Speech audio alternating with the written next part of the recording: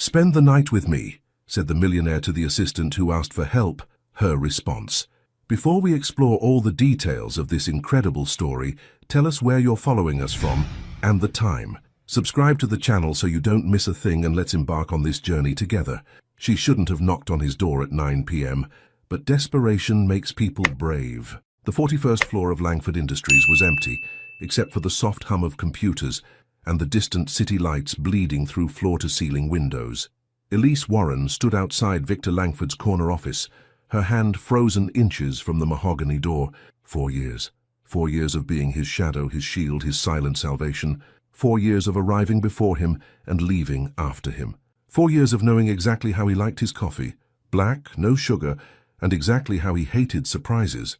Tonight she was about to become his biggest one. Elise took a breath that tasted like fear and knocked twice. "Come in." Victor's voice carried that familiar edge of controlled authority, even at this hour. She pushed the door open to find him exactly where she expected, behind his glass desk, sleeves rolled up, dark hair slightly disheveled from running his fingers through it. At 41, Victor Langford was the kind of man who commanded rooms without trying. 6'2", broad shoulders that filled his tailored shirts perfectly, steel grey eyes that could cut through excuses and lies with surgical precision. He looked up from his laptop screen and something shifted in his expression. Not annoyance, curiosity. "Elise." He closed the laptop with a soft click. "What are you still doing here?" She stepped into the office, feeling suddenly conscious of her appearance. Her usually pristine blazer was wrinkled from a day that had started at 6 a.m. Her natural hair, normally styled in a low bun, had small wisps escaping around her temples. She was beautiful, in an understated way, smooth, dark skin that glowed even under fluorescent lights, expressive brown eyes that missed nothing, a mouth that smiled easily but rarely for herself. "I needed to speak with you," she said, her voice steadier than her pulse. "Privately." Victor leaned back in his chair, studying her with the same intensity he reserved for million-dollar deals. "Sit." Elise remained standing. "This isn't professional." Something flickered across his face. Surprise, maybe. In 4 years, Elise Warren had never once blurred the line between personal and professional. She was reliability incarnate, discretion personified. If she was here at 9 p.m. talking about something that wasn't work, then something was very, very wrong. "Sit," he repeated, softer this time. "Please." She lowered herself into the chair across from his desk, the same chair where she'd sat through countless meetings, negotiations and crises. But tonight it felt different. Tonight she wasn't his assistant. Tonight she was just a woman who'd run out of options. "I need help," she said, the words scraping her throat raw. "Financial help." Victor's expression didn't change, but his posture did. He leaned forward slightly, giving her his complete attention, something she'd watched him do with investors and board members, but never with her. "How much?" The question was direct, businesslike. No judgment, no pity. Classic Victor. 15,000, she said, hating how the number sounded in the expensive air between them. "My father, he had a stroke last month. Insurance covered most of it, but the rehabilitation costs. I've been paying for his care, and I'm 3 months behind on my rent, and my landlord—" She stopped, realizing she was rambling. "I wouldn't ask if I had anywhere else to turn." Victor was quiet for a long moment, his fingers steepled under his chin. She knew that pose.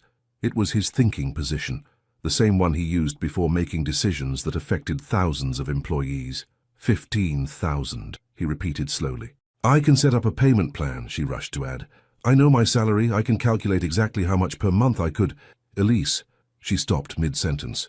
Victor stood up, moving around his desk with that controlled grace that made expensive suits look effortless on him. He stopped in front of her chair, close enough that she could smell his cologne, something clean and masculine that she'd been unconsciously associating with safety for 4 years. When he spoke, his voice was lower than usual, almost intimate. "I'll help you." Relief flooded her chest, warm and overwhelming. "Thank you. I can't tell you how much, but I want something in return." The relief crystallized into ice. Of course there was a catch. Men like Victor Langford didn't give away money without expecting something back. She'd been naive to think otherwise. Elise stood up slowly, meeting his gaze directly. "What kind of something?" Victor looked at her for what felt like an eternity. In the city lights streaming through his windows, his face was all sharp angles and shadows. When he finally spoke, His words hit her like a physical blow. Spend the night with me. The world stopped. Elise felt her face grow hot, then cold. 4 years of respect, 4 years of professional boundaries, 4 years of believing she'd misjudged him, all of it crumbling in 3 words. She took a step back, her voice deadly calm. Excuse me? Victor's eyes widened slightly as if he'd just heard his own words played back to him. Elise, I didn't mean... You didn't mean what? Her voice was steel wrapped in velvet. You didn't mean to proposition your assistant who just told you she's desperate for money. You didn't mean to hold my father's medical bills over my head like some kind of... No. The word came out sharp, almost desperate. That's not what I meant. She crossed her arms over her chest, armor against whatever was coming next. Then explain. Victor ran a hand through his dark hair, and for the first time since she'd known him, he looked uncertain, vulnerable even. I meant... He paused, struggling with words in a way she'd never seen before. I meant spend the night talking to me, being with me, not as my assistant, not as someone who works for me. Just be here. Elise stared at him. I don't understand. I'm alone, he said simply. Every night, every weekend, surrounded by people who want something from me, money, connections, opportunities. But you... He looked at her with something that might have been wonder. You've never asked me for anything. Not once in 4 years. And now that you are, you look like it's killing you. The honesty in his voice caught her off guard. This wasn't the Victor Langford who ran board meetings with military precision. This was someone else entirely, someone raw and real and achingly human. So when you asked for help, he continued, I panicked, because I wanted to help you, but I also wanted... He stopped, shaking his head. I wanted you to stay, to talk to me like I'm not just your boss, to let me be more than just the man who signs your paychecks. The silence stretched between them, full of 4 years of careful professional distance and 1 moment of devastating honesty. Elise uncrossed her arms slowly. Victor, I know it's crazy, he said quickly. I know it's inappropriate. I know I'm your boss and you need my help and the power dynamic is all wrong, but I... Stop. He stopped. Elise looked at him, really looked at him, past the expensive suit and the corporate authority and the carefully maintained distance. She saw the loneliness he carried like a second skin, the way he worked 16-hour days, not because he had to, but because going home meant facing an empty penthouse, the way he trusted her with everything except himself. And in that moment, she realized something that terrified her more than losing her apartment, more than her father's mounting medical bills, more than anything else in her carefully controlled life. She wanted to say yes, and that realization would change everything. When dignity meets vulnerability, something beautiful and dangerous is born. The silence in Victor's office stretched like a taut wire ready to snap. City lights painted shadows across the mahogany furniture, and somewhere 41 floors below, New York kept breathing while their world hung suspended between confession and consequence. Elise stood perfectly still, watching the man who had just revealed more of himself in 30 seconds than he had in 4 years. Victor Langford, the CEO who could silence boardrooms with a look, who had built a multi-billion-dollar empire before most people figured out their careers, was waiting for her answer like a nervous teenager asking someone to prom. You want me to spend the night with you? She repeated slowly, testing the words. Yes. His voice was barely above a whisper. But not, I know what you meant. She took a step closer to his desk, her heels clicking against the marble floor with deliberate precision. You want company, conversation, someone who sees you as more than just a walking bank account. Relief flickered across his features. Exactly. Someone who won't ask for your credit score before deciding you're worth their time. Right. Someone who won't disappear the moment your net worth drops. Yes. Elise nodded thoughtfully, as if she were considering a standard business proposal, as if her heart wasn't hammering against her ribs like a caged bird, as if she hadn't spent the last 4 years carefully ignoring the way his laugh made her stomach flutter during rare moments when his guard was down. And, in exchange, she continued, her voice steady as steel, you'll solve my financial problems. $15,000 just like that. She snapped her fingers softly. Victor's jaw tightened. It's not a transaction, Elise. I'm not trying to buy... Aren't you? The question hit him like cold water. He opened his mouth to protest, then closed it again, really thinking about what he'd just proposed, what it looked like, what it felt like from her perspective. God, he breathed, sinking back into his chair. I am. That's exactly what I'm doing. He looked up at her with something that might have been horror, I'm sorry, I didn't mean to insult you, I just... Victor. He stopped mid-sentence at the sound of his name. Not Mr. Langford or Sir, just his name, spoken with a gentleness that reached straight through his chest and wrapped around his heart. Elise walked around his desk slowly, deliberately closing the distance between them. When she reached his chair, she leaned back against the edge of his desk, close enough that he could see the golden flecks in her brown eyes. "I have something to tell you," she said. Victor looked up at her, and for a moment she could see past the expensive suit and the corporate armor to the lonely man underneath, the man who worked until midnight, not because he loved the job, but because going home meant facing an empty penthouse.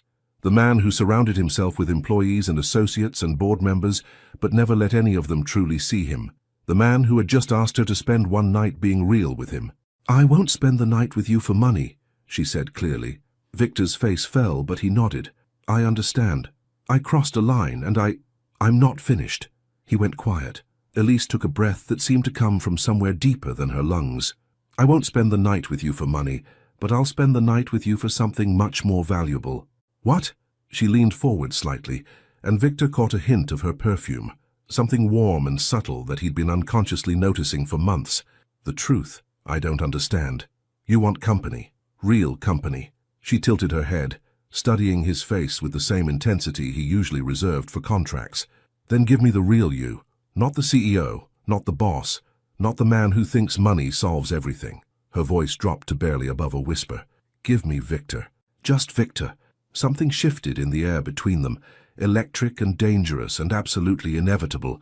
"And what do I get in return?" he asked, his voice rougher than usual. Elise smiled, the first real smile he'd seen from her all evening. It transformed her entire face, making her look younger and more radiant than any woman had a right to look after a 14-hour workday. "You get Elise. Just Elise. Not your assistant. Not the woman who needs your help. Just me." Victor stared at her, and she could practically see the wheels turning in his head. This wasn't what he'd expected when he'd made his desperate, inappropriate request. This was something entirely different, something that scared him more than hostile takeovers and shareholder revolts combined. This was real. No money, she continued. No debt. No power dynamic. No boss and employee. Just two people who've been dancing around something for 4 years and are finally brave enough to admit it. "Elise!" Victor's voice was strained. "What are you saying?" She stood up and moved to the window, looking out at the city below. From up here, the people looked like ants, their problems and dreams and heartaches reduced to tiny specks of light, moving through the darkness. "I'm saying I've watched you eat lunch alone at your desk every day for 4 years, she said without turning around. "I'm saying I've seen you work through Christmas and New Year's and your own birthday because you don't have anywhere else to be. I'm saying I've watched you build walls so high that nobody can reach you, and I'm tired of pretending I don't want to climb them." Victor's chair creaked as he stood up. She could feel him behind her, close but not touching. "You want to climb my walls?" She turned around, and the look in her eyes made his breath catch. "I want to tear them down." The confession hung between them like a dare. "This is crazy," Victor said, but his voice had gone soft, almost wondering. "Completely crazy," Elise agreed. "I'm your boss. Not tonight. Your father's medical bills. We'll still be there tomorrow. We'll figure it out. Together maybe, but not tonight. Tonight money doesn't exist, work doesn't exist, tomorrow doesn't exist." Victor moved closer, drawn by something he couldn't name. "Then what does exist?" Elise reached up and loosened his tie with careful, deliberate fingers. Not seductive, intimate, like she was unwrapping a gift she'd been waiting years to open. "This," she said simply. "You and me. No scripts, no roles to play, no reasons why we can't or shouldn't or won't." She slipped the tie from around his neck and set it on his desk. "Just honesty." Victor caught her hand as she started to unbutton his collar. His fingers were warm and slightly trembling. "What if we ruin everything?" he asked. Elise looked at their joined hands, then back up at his face. "What if we don't?" The question settled over them like a challenge, and Victor realized that for the first time in his adult life, he was about to do something without calculating the risk first. Something impulsive and emotional and completely unlike the controlled, measured man everyone thought they knew. He was about to trust someone with his heart. "One night," he said. "One night," she agreed. "No expectations. No expectations. No regrets." Elise smiled, and it was like sunrise after the longest night of his life. No regrets. Victor lifted their joined hands to his lips and kissed her knuckles gently, formally, like a knight pledging allegiance to his queen. Then stay with me, Elise Warren. Not because I asked, not because you need something from me. Stay because you want to. She stepped closer, close enough that he could feel the warmth of her body, close enough that her next words were a whisper against his ear. I thought you'd never ask. And in that moment, they both knew there would be no going back. Sometimes the most intimate thing you can share with someone isn't your body, it's your story. Victor's penthouse felt different with Elise in it. They'd taken his private elevator up 3 floors to his apartment, and now she stood in his living room like she belonged there, her heels kicked off by the door, her blazer draped over the back of his Italian leather sofa. The city sprawled below them through floor-to-ceiling windows, a glittering carpet of lights that made the rest of the world feel impossibly far away. This is... Elise turned in a slow circle, taking in the space that was so quintessentially Victor, it almost made her laugh. Everything was pristine, expensive, and perfectly arranged. No clutter, no personal photos, no signs that anyone actually lived here. Exactly what I expected. Victor, who had been watching her with an expression somewhere between nervous and mesmerized, raised an eyebrow. Should I be insulted? Should I be honest? Always. Elise gestured at the immaculate space around them. It's beautiful and completely soulless. Instead of taking offense, Victor laughed. A real laugh, not the controlled chuckle he used in board meetings. The sound sent warmth spiraling through Elise's chest. You're not wrong, he admitted. I haven't exactly prioritized making it feel like home. When did you buy it? 8 years ago. He moved to the kitchen island, which was larger than her entire apartment. Would you like something to drink? I have wine, scotch, coffee. Coffee sounds perfect. She followed him, noting the way his shoulders had relaxed since they'd left the office. Up here, away from the corporate world, he seemed younger somehow, less guarded. 8 years, and it still looks like a hotel suite. Victor busied himself with an espresso machine that probably cost more than most people's cars. I'm not here much. Where are you then? He paused in his coffee preparation, considering the question more seriously than she'd expected. Work mostly. The office feels more like home than this place ever has. That's the saddest thing I've ever heard. The words slipped out before Elise could stop them, and she immediately regretted their bluntness. But Victor just looked at her with something that might have been gratitude. Is it? Victor. She leaned against the counter, studying his profile as he focused intently on the coffee. When was the last time you had a friend over, or went to someone's house for dinner, or did something just because it was fun? He was quiet for so long that she thought he might not answer. When he finally spoke, his voice was barely audible over the hiss of the espresso machine. I can't remember. The admission hung between them like a confession. Elise felt something crack open in her chest. Not pity, but understanding. She'd spent 4 years thinking Victor Langford had everything. Money, power, success, respect. She'd never considered that he might be the loneliest person she'd ever met. What about you? He asked, handing her a perfect cup of coffee in a delicate porcelain cup that probably cost more than her monthly grocery budget. Tell me about your life outside of rescuing me from myself at the office. Elise wrapped her hands around the warm cup, inhaling the rich aroma. You really want to know? I've been curious for 4 years. She settled onto one of his pristine bar stools, tucking one leg under her. Friday nights I usually order Chinese takeout and watch old movies with my neighbor, Mrs. Patterson. She's 78 and has opinions about everything. Saturday mornings, I visit my dad at the rehabilitation center. Saturday afternoons, I clean my apartment and do laundry. Sunday, I meal prep for the week and read. She took a sip of coffee. Thrilling, right? Victor moved around the counter to stand closer to her. It sounds peaceful. It sounds boring. No, his voice was firm. It sounds real. It sounds like a life, not just an existence. The sincerity in his tone made her look up at him. Is that what you have? An existence? I make money, I attend meetings, I make more money. I eat dinner alone while reviewing quarterly reports. I go to bed planning the next day's schedule. He shrugged, but there was nothing casual about the gesture. I wouldn't call it living. Then why do you do it? Victor was quiet for a moment, staring into his coffee cup like it might hold answers. Because it's what I'm good at. Because it's safe. Because... He looked up at her and something in his eyes made her breath catch. Because I convinced myself it was enough. And now? Now I'm sitting in my kitchen with the most incredible woman I've ever met, and I'm realizing that nothing I've built means anything if I don't have someone to share it with. The words settled over them like a gentle snowfall. soft and transformative. Elise set down her coffee cup with hands that weren't quite steady. "Victor, I know it's crazy," he said quickly. "I know we barely know each other outside of work. I know this whole situation is insane and inappropriate and probably a terrible idea, but tell me about your parents." The sudden change of subject stopped him mid-sentence. "What? You want to know each other? Really know each other?" Elise settled more comfortably on her stool, curling both legs under her now. "Then tell me about your parents, your childhood, the things that made you who you are." Victor looked like she'd asked him to perform surgery. "Elise."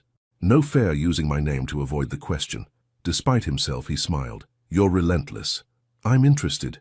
There's a difference." Victor sighed, running a hand through his hair. "My parents were ambitious. Dad built the company from nothing, worked 18-hour days, 7 days a week. Mom managed his social calendar and made sure his shirts were pressed and his image was perfect. They were a team, but they were never warm. Were you close to them?" "I was useful to them." His voice was matter-of-fact, but Elise heard the old hurt underneath. "Good grades, good behavior, good prep school, good university, good son to show off at company parties. I learned early that love was something you earned through achievement." "That's not love," Elise said softly. "That's performance." Victor looked at her with something that might have been wonder. "No one's ever put it that way before. How would you put it?" "I would have said that's just how families work." Elise felt her heart break a little for the boy he'd been, the one who'd learned to equate affection with accomplishment. "Not all families, Victor. Not even most families." "What was your family like?" She smiled, and the warmth of it seemed to fill the entire kitchen. Loud, chaotic, full of laughter and arguments and people talking over each other at dinner. My dad worked construction. My mum was a teacher. We never had much money, but we had each other. When I graduated college, my dad cried. Not because I was successful, because he was proud of me, the me that existed whether I achieved anything or not. That sounds, Victor struggled for the word, overwhelming? Beautiful. The honesty in his voice made her chest tight. It was. It is. Dad's stroke scared me, not just because of the money, but because... She paused, surprised to find herself getting emotional. "He's the only person who's ever loved me unconditionally." The thought of losing that... Victor moved closer, close enough to reach out and touch her cheek gently. "You're not going to lose him." "How can you know that?" "Because you're the strongest person I've ever met, and because..." He hesitated, then seemed to make a decision. "Because you're not alone anymore." The promise in his words was dangerous and beautiful, and absolutely terrifying. Elise found herself leaning into his touch without meaning to.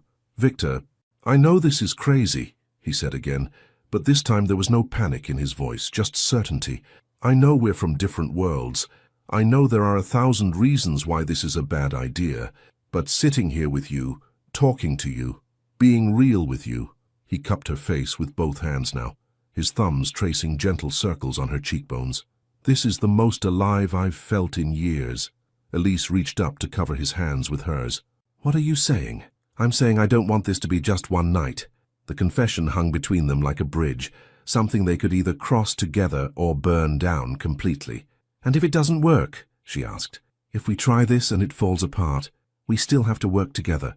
We still have to see each other every day." "Then we'll figure it out," Victor said. "Together." Elise searched his eyes, looking for doubt, for the calculation she was used to seeing there. Instead, she found something that scared her more than uncertainty.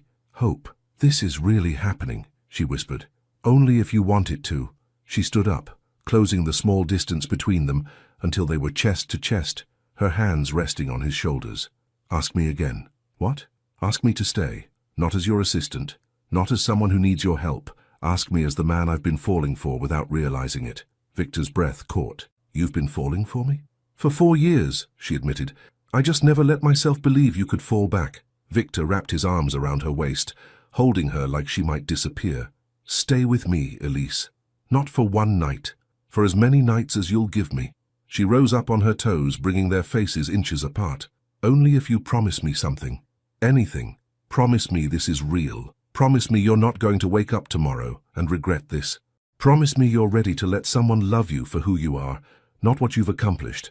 Victor looked at her like she was the answer to a question he'd been asking his whole life. "I promise," he whispered, and when she kissed him, soft and sweet and full of 4 years of careful restraint finally breaking free, Victor Langford finally understood what home was supposed to feel like. It felt like her. The hardest test of any relationship isn't falling in love. It's staying in love when the real world intrudes. Sunlight filtered through the floor-to-ceiling windows of Victor's penthouse, casting golden rectangles across the hardwood floor. Elise woke slowly, disoriented by the unfamiliar softness of thousand-thread-count sheets and the distant hum of traffic 44 floors below. For a moment, she forgot where she was. Then she felt the warm weight of an arm around her waist and remembered everything. Victor. She turned carefully in his arms, not wanting to wake him, and found herself face to face with a version of Victor Langford she'd never seen before. In sleep, the sharp lines of authority had softened into something almost boyish. His dark hair was mussed from her fingers, his mouth curved in the ghost of a smile, as if even his dreams were better now. They'd talked until 3 in the morning, curled together on his massive sofa like teenagers at a sleepover, about everything and nothing. His fear of never being enough, her dreams of opening a community center someday, the way they'd both pretended not to notice the small moments over the years, his hand lingering when he passed her documents, her unconscious smile when he laughed at something she'd said. Nothing physical had happened beyond that first kiss and the gentle way he'd held her as they talked, but somehow lying here in his arms fully clothed while he slept felt more intimate than anything she'd ever experienced. Her phone buzzed from the nightstand where she'd plugged it in. The harsh sound seemed obscenely loud in the peaceful quiet, and Victor stirred against her. He murmured, his voice rough with sleep. What time is it? Elise reached for her phone, careful not to move away from the warm circle of his arms. 7:30. Her stomach dropped as she read the screen. Oh God, I have 12 missed calls. Victor was instantly alert, the CEO sliding back into place like armor. What's wrong? My dad. Her hand shook as she scrolled through the notifications. The rehab center's been trying to reach me since 5 a.m. She was already throwing off the covers, her mind racing through worst-case scenarios. Stroke complications. Another episode. Internal bleeding. All the things the doctors had warned her to watch for. Hey! Victor caught her hand, his touch steady and grounding. Breathe. Call them back. Whatever it is, we'll handle it. The easy way he said "we" should have surprised her, but it didn't. Instead, it gave her the courage to dial the number with fingers that almost felt steady. Riverside Rehabilitation, this is Jennifer. This is Elise Warren, David Warren's daughter. You've been trying to reach me. Oh, Ms. Warren, thank goodness. Your father had some complications overnight. Nothing life-threatening, she added quickly, probably hearing Elise's sharp intake of breath. But Dr. Martinez wants to discuss adjusting his treatment plan. Can you come in this morning? I'll be there in an hour, Elise said, already mentally calculating shower time and traffic. She hung up and found Victor watching her with concern etched in every line of his face. He's okay, she said quickly. Complications, but not life-threatening. I'm coming with you. The words were out of his mouth before he'd thought them through, but he didn't take them back. Instead, he stood up and headed toward his closet with the kind of decisive energy she recognized from high-stakes business meetings. Victor, you don't have to. Yes, I do. He emerged with a charcoal suit that probably cost more than her monthly salary. You said we were in this together, remember? Elise felt something warm and frightening unfurl in her chest. You have that board meeting at 9. I'll reschedule. The Patterson account review at 10. We'll wait. Victor, she caught his arm as he headed toward the bathroom. You can't just rearrange your entire schedule because... Because what? He turned to face her fully, and the intensity in his eyes made her breath catch. Because the woman I care about is scared and needs support. Because her father, who I'm hoping to meet properly someday, is having medical complications. Because I want to be the kind of man who shows up when it matters. The raw honesty in his voice made her knees weak. This is really happening, she whispered. What? You, this, us. She gestured between them. Last night felt like a dream, but this... She looked around at his bedroom, at him in his rumpled dress shirt, at the morning light making everything feel real and immediate, and terrifyingly wonderful. This is real life, messy and complicated, and... Victor crossed the distance between them in 2 strides, and kissed her softly, cutting off her spiral of anxiety. When he pulled back, his hands were gentle on her face. Elise, breathe. She took a shaky breath, then another. Better? She nodded. Good. Now listen to me. His thumbs traced gentle circles on her cheekbones. I meant everything I said last night. This isn't going away just because the sun came up. Your problems are my problems now if you'll let them be. But your work will survive one morning without me. He smiled, and it transformed his entire face. Besides, isn't that what assistants are for? Handling crises when the boss is unavailable? Despite everything, Elise laughed. Are you seriously trying to delegate your own rescheduling to me right now? Would you mind? The request was so perfectly, absurdly Victor, that she couldn't help but grin. Give me your phone. 45 minutes later, they were in the back of Victor's car, heading toward Riverside Rehabilitation Center. Elise had showered quickly in his guest bathroom, trying not to think too hard about the implications of him having high-end women's toiletries readily available, and borrowed one of his dress shirts over her skirt from yesterday. She'd also efficiently rearranged his morning schedule with a series of phone calls that reminded him why she was so invaluable at work. Watching her seamlessly manage his calendar while wrapped in his oversized shirt had been oddly erotic in a way that made no sense, and perfect sense all at once. "You're nervous," Victor observed as they pulled into the medical center's parking garage. "A little." She twisted her hands in her lap. "My dad doesn't know about this, about us. I'm not sure how to explain." "We don't have to explain anything," Victor said gently. "I'm your friend who's offering support during a difficult time." "That's not a lie." Elise looked at him, really looked at him. The expensive suit, the confident bearing, the aura of wealth and power that clung to him like expensive cologne. "Victor, my dad he's not like the people you're used to dealing with. He's straightforward, says what he thinks, asks uncomfortable questions, such as what a man in a $1,000 suit is doing, holding hands with his daughter in a rehab center at 8:30 in the morning." Victor considered this, then reached over and loosened his tie. "Better?" "It's not about the clothes," Elise said, but she was smiling despite herself. "It's about, he's going to see right through us. He always does. And he's going to want to know if you're serious about me, because if you're not, he'll tell you to leave me alone before you break my heart." "And what would you tell him?" Elise met his eyes. "I'd tell him, I don't know yet. Because this is all so new and so fast, and I'm terrified that I'm going to wake up and find out this was all some kind of beautiful dream." Victor took her hand, threading their fingers together. "Then I guess I'll just have to prove to both of you that I'm not going anywhere." The elevator ride to the 4th floor was quiet, but it wasn't an uncomfortable silence. Instead, it felt like the calm before a storm. Not a destructive one, but the kind that clears the air and makes everything fresh and new. When the doors opened, Elise led him down a corridor that smelled like antiseptic and hope, past wheelchairs and walkers and the determined shuffle of people fighting their way back to themselves. "Room 418, she murmured, stopping outside a door marked with her father's name, David Warren. Through the partially open door, Victor could hear the low murmur of male voices and a television playing softly. Elise knocked gently. "Dad, it's me." "Elise!" The voice was warm and slightly slurred, a common side effect of stroke, Victor knew from his research on the car ride over. "Come in, baby girl." Elise pushed open the door, and Victor got his first look at the man who'd raised the woman he was falling for. David Warren was tall, even lying down, with salt and pepper hair and kind eyes that missed nothing.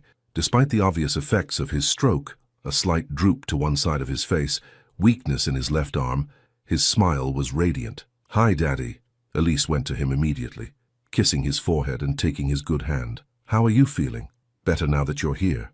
David's eyes shifted to Victor, who stood quietly by the door. "And you brought a friend." Victor stepped forward, extending his hand. "Mr. Warren, I'm Victor Langford. I work with Elise." David studied him for a long moment, taking in everything from the quality of his handshake to the way he looked at Elise. When he spoke, his voice was thoughtful. "Victor Langford. That name sounds familiar." "Dad," Elise said quickly, "Victor's here because I care about your daughter," Victor said simply, "and because she was worried about you." The honesty in his voice seemed to satisfy something in David's expression. "Well, any friend of Elise's is welcome here, though I have to say you look familiar. Have we met?" Victor and Elise exchanged a glance.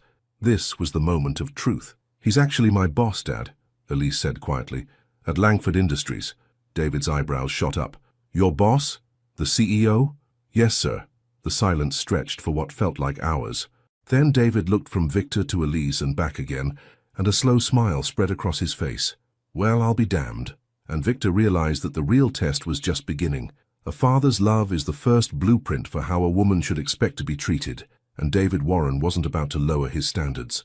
Dr. Martinez arrived 20 minutes later, a petite woman in her 50s with kind eyes, and the kind of confident competence that immediately put everyone at ease. After examining David and reviewing his chart, she pulled Elise aside to discuss the adjustments to his physical therapy schedule. "I'll be right back, Dad," Elise said, squeezing his hand. "Victor, would you mind staying with him?" "Of course." As the door closed behind Elise and the doctor, silence settled over the room like morning fog. David Warren studied Victor with the careful attention of a man who'd spent 62 years reading people, while Victor found himself being evaluated in a way that felt more important than any board meeting he'd ever attended. "So," David said finally, his voice carrying that slight slur that made him speak more deliberately, more thoughtfully. "Victor Langford." "Yes, sir. You know, I may have had a stroke, but my memory's just fine. I know who you are." David's eyes were sharp despite his physical limitations. "Billionaire, CEO of one of the biggest companies in the city, regular features in Forbes and the Wall Street Journal." Victor shifted slightly in his chair. "That's right. And you're here, in a rehab center at 9 in the morning, holding my daughter's hand and looking at her like she hung the moon." It wasn't a question, but Victor answered anyway. "Yes, sir." David was quiet for a long moment, watching Victor with the intensity of a man who'd built a good life on the foundation of reading people correctly. "You sleep with her yet?" The blunt question hit Victor like cold water. "Mr. Warren, it's a simple question, son, and the answer matters." Victor met the older man's gaze directly. "No, sir, we haven't." "But you want to." Victor felt heat rise in his face, but he didn't look away. "I want a lot of things with your daughter, Mr. Warren." "That's one of them." David's eyebrows rose slightly at the honesty. "What are the others?" "I want to take her to dinner somewhere nice and watch her smile when she tries something new. I want to meet the neighbor she watches movies with and hear all the stories that make her laugh. I want to fix whatever's broken in her life so she never has to worry about money or medical bills or anything else ever again." Victor's voice grew quieter, more intense. "I want to love her the way she deserves to be loved. And how's that? Completely. Without conditions. Without expecting her to be anything other than exactly who she is." David studied him for another long moment. "You know what I think?" "What's that?" "I think you're scared as hell." Victor blinked, caught off guard by the observation. "Sir, my daughter is the strongest woman I know," David continued. "Raised herself up from nothing, put herself through college while working 2 jobs, took care of me when I got sick without once complaining about the burden. She's got more dignity in her little finger than most people have in their whole bodies." "I know that. Do you? Because here's the thing about strong women, son. They don't need rescuing. They don't need a man to fix their problems or solve their troubles. What they need is a partner, someone who sees their strength and respects it instead of trying to manage it." Victor felt something settle into place in his chest, like a key turning in a lock. "You're right, I am scared." "Of what?" "Of not being enough for her. Of this being some kind of midlife crisis where I convince myself I'm in love because she's the first real thing that's happened to me in years. Of hurting her because I don't know how to love someone without trying to control them." David's expression softened slightly. "Those are good fears to have." "How do you figure?" "Because they mean you understand what you're dealing with.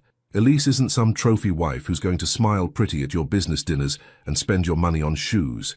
She's got her own mind, her own opinions, her own life. If you think you can buy her or manage her or mold her into some perfect corporate wife fantasy, you're going to lose her before you ever really have her." Victor nodded slowly. "I don't want to manage her. I want to deserve her." "Then prove it." Before Victor could ask what that meant, the door opened and Elise returned, her face tight with the kind of controlled worry that Victor was learning to recognize. "Everything okay?" Victor asked immediately.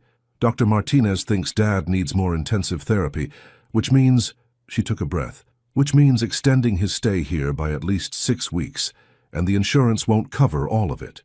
The number hit the room like a stone thrown into still water. Victor could practically see Elise calculating figures in her head, adding up costs and trying to figure out how to make the impossible work. "How much?" he asked quietly. "Victor, no." Elise's voice was firm. "We talked about this. I'm not going to let you—" "How much, Elise?" She looked at her father, who nodded encouragingly. 28,000, over 6 weeks. Victor didn't even blink. "Done." "No." Elise moved to stand in front of him, her chin set in the stubborn line he was beginning to recognize. "I told you last night, I don't want your money. I want you. There's a difference. And I want to take care of you. There's a difference between buying someone and loving them." "Is there?" The question came from David, not Elise, and both of them turned to look at him. Because from where I'm sitting, you're trying to solve her problems with your checkbook. And while I appreciate the gesture, son, that's not what love looks like. Victor felt like he'd been slapped. Then what does it look like? David smiled, the first real smile since they'd arrived. It looks like showing up. It looks like being here this morning when she was scared, not because you could afford to rearrange your schedule, but because you couldn't afford not to. It looks like asking her what she needs instead of assuming you know. Victor turned to Elise, who was watching him with an expression he couldn't quite read. What do you need? She was quiet for a moment, thinking, I need to know that if I let you help me, not just with money, but with everything, you're not going to wake up one day and decide I'm too much work.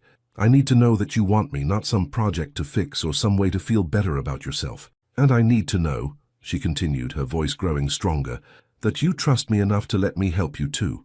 Because this can't be one-sided, Victor. I can't be the one who always needs rescuing. Victor looked at this incredible woman standing in front of him, proud and scared and absolutely magnificent, and felt something shift inside him. A wall coming down, maybe, or a door opening.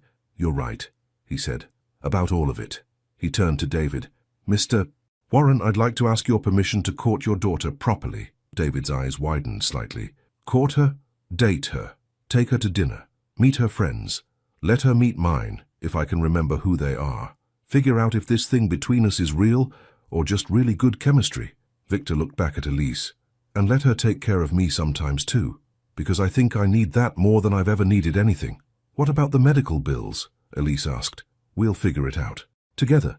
Maybe I help, maybe we find other options, maybe we set up a payment plan with the hospital, but we decide together, as partners. Not me throwing money at problems and you having to be grateful for it. David clapped his hands together once, or tried to since his left hand didn't quite cooperate. Now that, he said, sounds like love. Elise stepped closer to Victor, close enough that he could see the gold flecks in her brown eyes. You really want to court me? Like we're living in a Jane Austen novel? I want to do this right, Victor said.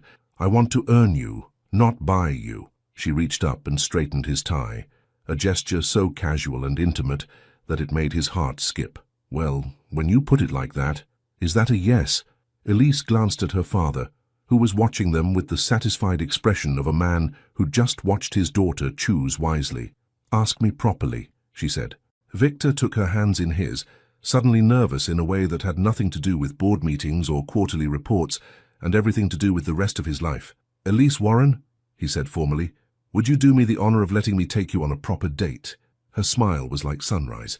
Yes, Victor Langford, I would love that. From his hospital bed, David Warren watched his daughter fall in love with a man who was finally learning how to deserve her, and thought that sometimes the best things in life were worth waiting for. Even if you had to teach a billionaire how to court a woman properly first.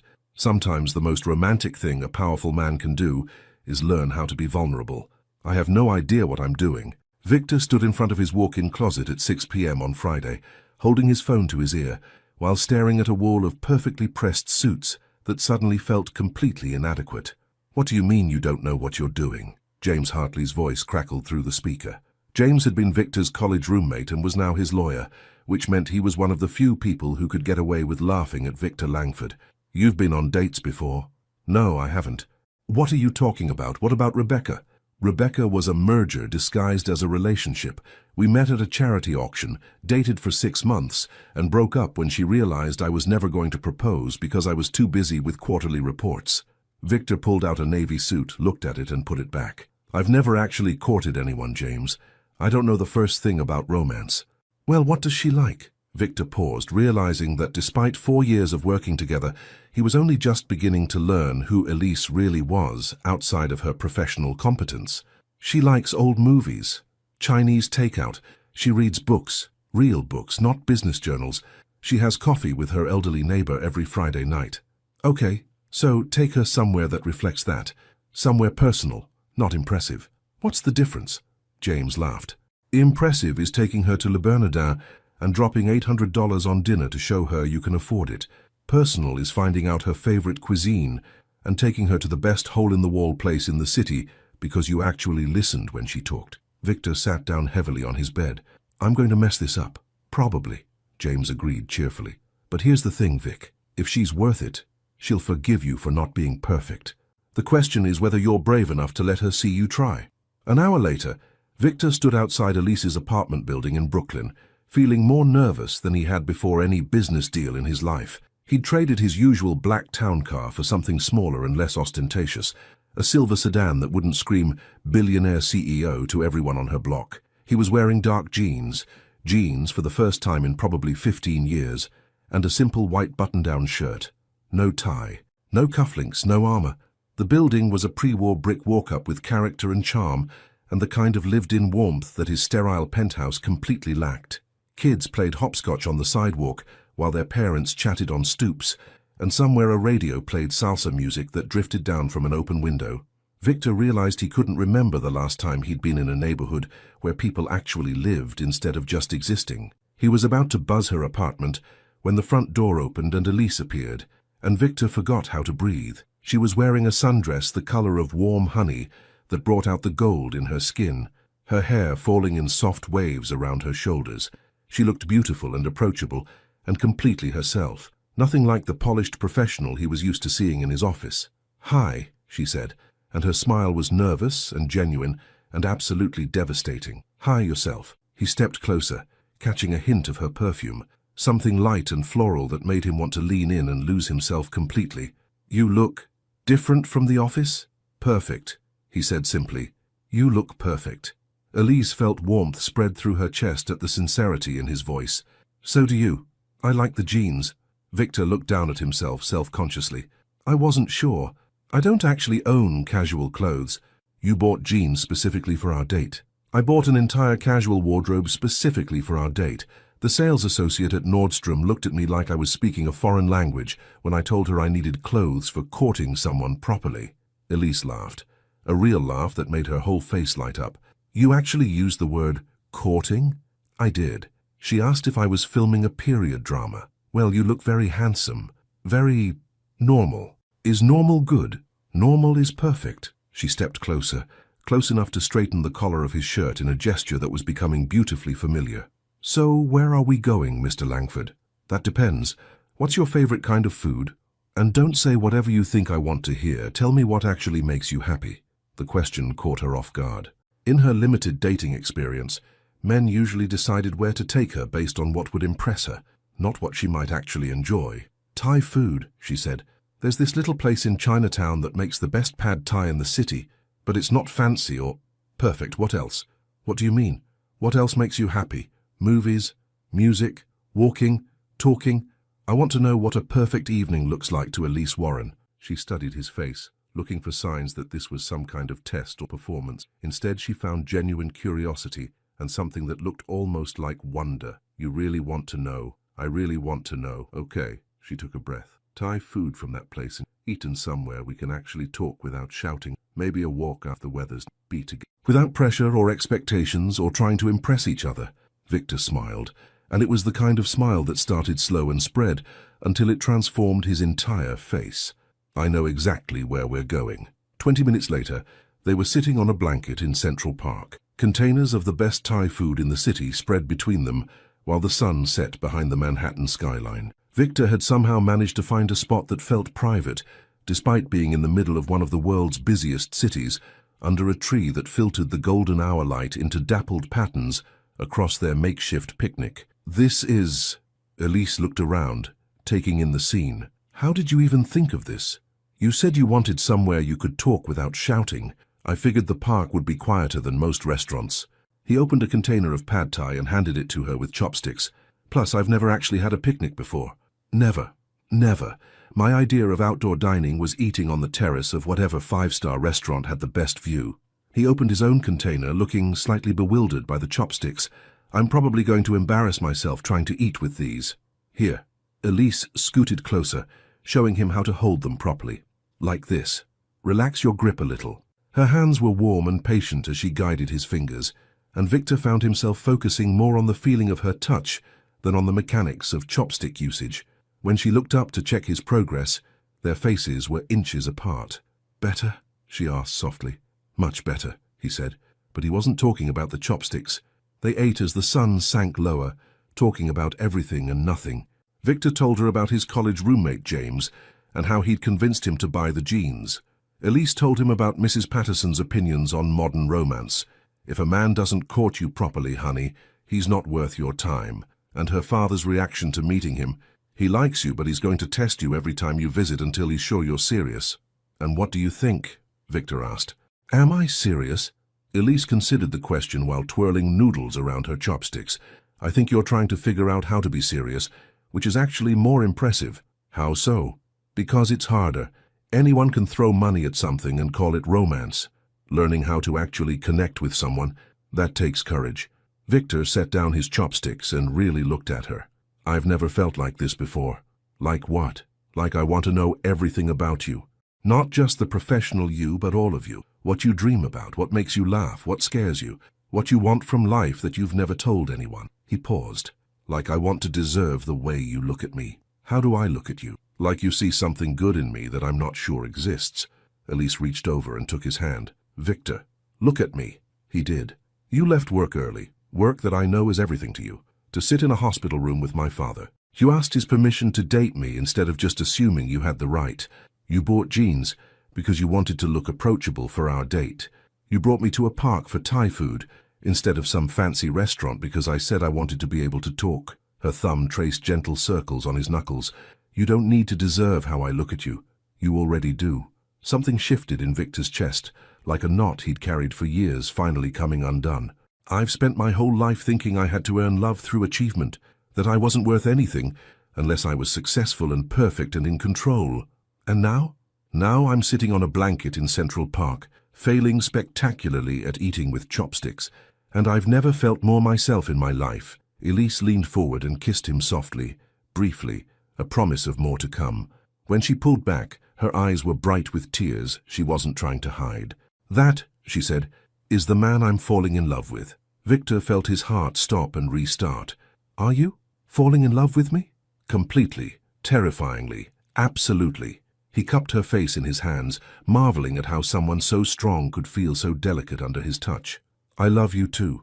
The words came out easier than he'd expected, as natural as breathing, and for the first time in his adult life, Victor Langford understood the difference between wanting someone and choosing them. As the stars started to appear overhead, they packed up their picnic and walked hand in hand through the park, talking about first dates and second chances, and the kind of future that neither of them had dared to imagine before tonight. And Victor realized that the best investment he'd ever made wasn't in his company. It was in learning how to love someone properly. Love is easy when it's just the two of you. The real test comes when you have to love each other in front of the world. 3 weeks into their relationship, Victor discovered that dating Elise Warren came with complications he'd never anticipated. Not the obvious ones: the media attention, the whispered conversations at charity galas, the raised eyebrows from his board members. Those he could handle with the same ruthless efficiency he brought to hostile takeovers. The real complication was much simpler and infinitely more terrifying. He was falling deeper in love with her every day, and she was about to meet his world. I don't understand why this is such a big deal, Elise said, adjusting the neckline of her black cocktail dress for the third time. It's just a dinner party. Victor paused in tying his bow tie, an actual bow tie, not the clip-on version he'd apparently been wearing wrong his entire adult life until Elise had gently corrected him. It's not just a dinner party. It's the Harrison Foundation Gala. 500 of the city's most influential people, all of whom will be watching us like we're the evening's entertainment. Watching us why? Because Victor Langford doesn't bring dates to public events. Ever. He turned from the mirror in his bedroom to look at her. Because you're beautiful and brilliant and completely yourself, and that's going to intimidate the hell out of people who've spent their lives pretending to be someone else. Elise smoothed her hands down her dress, a simple but elegant black number that Victor had bought for her, after she'd mentioned not owning anything appropriate for galas. She'd initially refused, but he'd pointed out that this fell under figuring things out together, rather than throwing money at problems, and she'd grudgingly agreed. Now, looking at herself in the mirror of Victor's bedroom, she felt like she was playing dress-up in someone else's life. What if they don't like me? She asked quietly. Victor crossed the room in 3 strides and took her hands in his. Then they have terrible judgment and questionable taste. Victor, I'm serious. These people, they're your peers, your business associates. What if I say the wrong thing? What if I use the wrong fork or laugh too loud or... Elise. His voice was gentle but firm. Look at me. She did, and found his grey eyes steady and sure. I don't give a damn what they think about which fork you use. I care about what you think about them. I care about whether you're comfortable and happy and feeling like yourself. He lifted their joined hands to his lips, kissing her knuckles softly. Besides, I have a feeling they're going to love you. How could they not? An hour later, standing in the grand ballroom of the Plaza Hotel, Elise was beginning to understand what Victor had been trying to prepare her for. The room was a sea of designer gowns and tailored tuxedos, crystal champagne flutes, and carefully modulated laughter. Everyone looked like they'd stepped off the pages of Vogue, and everyone seemed to know everyone else, and they were all staring at her. Victor, darling. A woman with silver hair and diamonds that probably cost more than Elise's annual salary glided over to them. How wonderful to see you. And you must be the mysterious woman we've all been hearing about. Margaret Whitmore. This is Elise Warren, Victor said smoothly. Elise, Margaret is on the board of the Harrison Foundation. It's lovely to meet you, Elise said, extending her hand. Margaret took it with the kind of smile that didn't quite reach her eyes. Warren, that's an interesting name. Are you from the Connecticut Warrens? No, ma'am, Brooklyn. Oh, the word carried volumes of meaning. How refreshing. And what is it that you do, dear? Elise felt Victor tense slightly beside her, but his hand on her back was warm and reassuring. I'm an executive assistant. How interesting. And where do you work? Langford Industries, actually. The silence that followed was deafening. Margaret's smile became even more strained, and Elise could practically hear the wheels turning in the older woman's head as she processed the implications. I see, Margaret said finally. How modern. Before Elise could respond, Victor stepped forward slightly, his voice carrying the kind of quiet authority that could silence boardrooms. Elise is the most competent and intelligent woman I've ever worked with, he said. The company runs more smoothly because of her, and I'm incredibly fortunate that she agreed to take a chance on me personally as well as professionally. The message was clear. Attack her, and you attack me. Margaret got it immediately. Of course, she said, her smile becoming marginally more genuine. Well, I'm sure you'll both enjoy the evening. The cause is quite worthy. As she glided away, Elise let out a breath she didn't realize she'd been holding. That was awful, Victor finished grimly. I'm sorry, Margaret's always been a snob, but I thought... It's fine, Elise interrupted, though they both knew it wasn't. I expected some of this. No, it's not fine, and you shouldn't have to expect it. Before Victor could say more, another couple approached them, this time a man Victor's age with kind eyes, and a woman who looked genuinely delighted to meet them. Vic! The man clapped Victor on the shoulder. About time you brought someone to one of these torture sessions. James Hartley, he said to Elise, extending his hand. Vic's oldest friend and current lawyer. This is my wife, Sarah. Elise Warren, she replied, immediately feeling more at ease with James's genuine warmth. Elise! Sarah's smile was radiant. I've been dying to meet you. James has told me all about how Victor's been walking around the office humming, actually humming, and wearing jeans to work on Fridays. He does not hum, Victor protested. He absolutely hums, James confirmed. Yesterday it was The Way You Look Tonight, completely out of tune, but the sentiment was there. Elise looked at Victor with delighted surprise. You hum? Apparently I hum, Victor admitted, his cheeks slightly pink. It's adorable, Sarah declared. Victor, you look happier than I've seen you in, well, ever. And Elise, that dress is stunning. Where did you find it? Victor actually picked it out, Elise said. I was terrified I'd choose something completely inappropriate. He has excellent taste, Sarah said approvingly, much better than James, who once tried to take me to a black tie event in a cocktail dress because he didn't understand the difference. The conversation flowed naturally from there, and Elise began to relax. James and Sarah were normal people. Successful and wealthy, yes, but warm and funny, and genuinely interested in getting to know her, rather than sizing her up. It was going well until dinner was announced, and they were seated at Victor's usual table, directly in front of the stage, surrounded by the Foundation's biggest donors and most influential board members. So, Elise, said the man to her left, a silver-haired gentleman with calculating eyes. Victor tells us you're quite the asset to his company. Tell me, what's your educational background? I have a bachelor's degree from Brooklyn College, Elise replied evenly. Brooklyn College, he repeated, as if testing how the words tasted. Not Ivy League, then? No, sir. I worked my way through school, so I needed something I could afford. How admirable. And your family? Are they in business as well? Elise felt the familiar tightness in her chest that came with being interrogated about her background. My father worked construction. My mother was a teacher. Blue collar, the man said, nodding as if this explained everything. Well, there's certainly nothing wrong with honest work. The condescension in his tone was subtle but unmistakable, and Elise felt heat rise in her cheeks. Beside her, Victor had gone very still, his jaw tight with barely controlled anger. You're absolutely right, Victor said, his voice deceptively calm. There's nothing wrong with honest work. Unlike some people in this room, Elise has actually earned everything she has through merit and hard work, not inheritance or family connections. The barb hit its mark. The man's smile faltered slightly, and several other people at the table suddenly became very interested in their salad courses. Of course, the man said stiffly. I didn't mean to imply otherwise.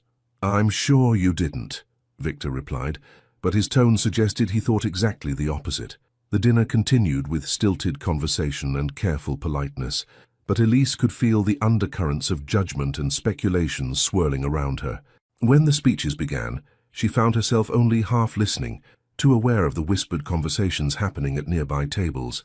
Never thought we'd see Victor with someone so, obviously after his money, inappropriate for someone in his position.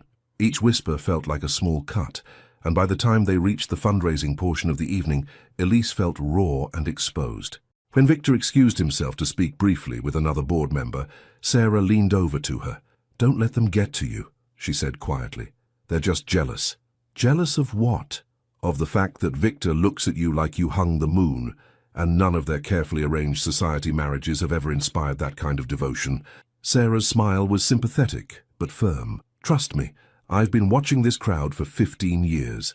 I've never seen Victor look at anyone the way he looks at you. When Victor returned, he immediately sensed the change in her demeanor. What's wrong? Nothing, Elise said, but her smile was strained. Just tired, I think. Victor studied her face, then looked around the table, taking in the carefully neutral expressions and the way conversation stopped whenever he looked in their direction. His eyes went cold. We're leaving, he said quietly. Victor, no. The evening isn't over. It is for us. He stood and helped her from her chair. Ladies and gentlemen, thank you for a lovely evening. Please excuse us. He guided Elise out of the ballroom with the kind of controlled urgency that made it clear they were leaving because he wanted to, not because they were running away. Once they were in the privacy of his car, the facade cracked. I'm sorry, Victor said, his voice rough with anger and regret. I should have known they'd be like that. I should have prepared you better or not brought you at all, or... Victor. Elise's voice was quiet but steady. Look at me. He did, and she could see the fury and self-recrimination warring in his expression. I'm okay, she said. It wasn't fun, but I'm okay. No, you're not, and you shouldn't have to pretend to be. Victor ran his hands through his hair, destroying the perfect styling. God, Elise, I'm so sorry. Those people, they think because they were born into the right families and went to the right schools, they're somehow better than everyone else. They don't know the first thing about real value or real worth. They know you, Elise pointed out, and they respect you. They respect my money and my influence. That's not the same thing. Victor took her hands in his. Elise, I need you to understand something. What happened tonight? That's not a reflection of you. That's a reflection of them, of their narrow-mindedness and insecurity and fear of anything real or authentic. Elise was quiet for a moment, processing the evening. Is this what it's always going to be like? People judging whether I'm good enough for you? I don't know, Victor admitted. Maybe. Some of them, anyway. But I need you to know that their opinion doesn't matter to me. Not even a little bit. It should matter, Elise said softly. These are your friends, your business associates. If they don't approve, then they're not really my friends. Victor's voice was firm. Elise, I've spent my entire adult life surrounded by people who smile to my face because of what I can do for them. Tonight, I watched them treat the woman I love with barely disguised contempt, and I realized something. I don't want their approval. I want yours. The words hung between them in the quiet of the car, simple and profound, and absolutely true. You have it, Elise said softly. You've had it from the moment you asked my father's permission to court me properly. Victor lifted her hand to his lips, pressing a gentle kiss to her palm. Then, that's all I need. As they drove through the city streets, Elise looked out at the lights blurring past and realized something important. She didn't need these people to accept her. She just needed to accept herself, and maybe, sometimes, love meant choosing each other over the approval of the world. Even when the world was watching. The real test of love isn't surviving the storm, it's learning to dance in the rain together. Sunday morning, 3 days after the Harrison Foundation Gala, Elise woke up in Victor's arms to the smell of coffee and something burning. Victor. She sat up, disoriented by the unfamiliar combination of his expensive sheets and the acrid smell of smoke. What's that smell? From the kitchen came a colorful string of curses that would have made a construction worker blush, followed by the sound of something metallic hitting the floor. Elise grabbed one of Victor's dress shirts from the floor, the same one he'd worn to the gala, now wrinkled from being hastily discarded, and padded barefoot to the kitchen to find chaos. Victor stood at his state-of-the-art stove, wearing nothing but pajama pants and an expression of complete bewilderment, staring at what appeared to be the charred remains of pancakes. The smoke alarm was beeping insistently, and every surface of his pristine kitchen was covered in flour, eggshells, and what looked like an entire carton of spilled milk. "Don't say anything," he warned without looking at her. "I wasn't going to say anything." Elise bit her lip to keep from laughing as she reached up to silence the smoke alarm. "What exactly were you trying to make?" "Breakfast. A romantic Sunday morning breakfast in bed." Victor gestured helplessly at the disaster around him. "I watched 3 YouTube videos. 3. How is this so complicated?" Elise finally lost the battle with her laughter, doubling over as giggles escaped her. "Oh my God, Victor. You've never cooked anything before, have you?" "I can make coffee," he said defensively, "and I'm excellent at ordering takeout." "Those don't count." Elise surveyed the damage, shaking her head in amazement. "How did you get pancake batter on the ceiling?" "I don't want to talk about it." She stood on her tiptoes and kissed his cheek, tasting flour and frustration. "You're adorable when you're domestically challenged. I'm a 41-year-old billionaire. I shouldn't be domestically challenged." "Says who?" Elise opened his refrigerator, which was embarrassingly empty except for expensive wine, leftover Chinese takeout, and a single container of yogurt that had probably expired months ago. "Victor, what do you actually eat? Restaurant food, catered meetings, whatever my housekeeper leaves in the refrigerator twice a week." "Your housekeeper cooks for you?" "She leaves prepared meals with heating instructions. I'm not completely helpless." Victor leaned against the counter, watching her inventory his pathetic food stores. "This was supposed to be romantic. I wanted to take care of you for once." The vulnerability in his voice made Elise turn around. "Hey." She moved to stand in front of him, placing her hands on his chest. "You want to take care of me?" "More than anything." "Then come on. Where are we going?" "Grocery shopping." Victor blinked. "Grocery shopping?" "Yes. And then we're coming back here and you're going to learn to cook. Really cook. Because if we're going to do this relationship, this life together, you need to know how to make more than coffee and reservations." An hour later, Victor found himself pushing a shopping cart through a supermarket for the first time in his adult life, following Elise as she navigated the aisles with the efficiency of someone who'd been doing this since childhood. "This is surreal," he murmured, watching her compare prices on different brands of pasta sauce. "What's surreal? I'm in a grocery store, in jeans, at 10 in the morning on a Sunday, with the woman I love, who's teaching me the difference between marinara and arrabbiata." Victor shook his head. "6 months ago, if someone had told me this was how I'd be spending my weekend, you'd have had them committed. I'd have laughed them out of the room." Victor caught her hand as she reached for a box of pasta. "But now? This feels more real than anything I've ever done." Elise studied his face. "Are you okay with real? Because real means grocery stores and burnt pancakes and learning that I'm terrible at parallel parking and I sing off-key in the shower." "You sing in the shower?" "Loudly and badly." Victor grinned. "I can't wait to hear it." They spent the next hour wandering through aisles Victor had never thought about, with Elise explaining the mysteries of meal planning and bulk buying, and why you should never shop when you're hungry. She was patient with his questions. "What's the difference between all-purpose flour and self-rising flour? Why do we need 3 different types of onions?" And only laughed a little when he tried to put a $50 bottle of truffle oil in their cart. "Victor, we're making spaghetti and meatballs, not dining at Le Bernardin. I like good ingredients." "Good doesn't always mean expensive." She put the truffle oil back and selected a reasonably priced bottle of olive oil instead. "Sometimes it just means fresh and simple and made with love." By the time they got back to his penthouse, Victor was carrying 6 bags of groceries and feeling oddly proud of himself. "I can't believe people do this every week. Most people don't have grocery delivery and personal shoppers," Elise pointed out. unpacking ingredients on his kitchen island. Most people do this because they have to. And you? Do you do it because you have to, or because you want to? Elise paused, considering the question. Both, I guess. I do it because I have to eat and I can't afford to eat out all the time. But I like it. I like the planning and the shopping and the cooking. It makes me feel grounded, connected to something real. Victor watched her organize ingredients with practiced efficiency, and something settled in his chest. Teach me. What? All of it. How to plan meals and shop smart and cook something more complicated than toast. I want to learn how to take care of you properly, how to take care of us. The word us hung in the air between them, simple and profound, and absolutely perfect. Okay, Elise said softly, but we're starting simple, no truffle oil. For the next 3 hours, Victor's kitchen became a classroom.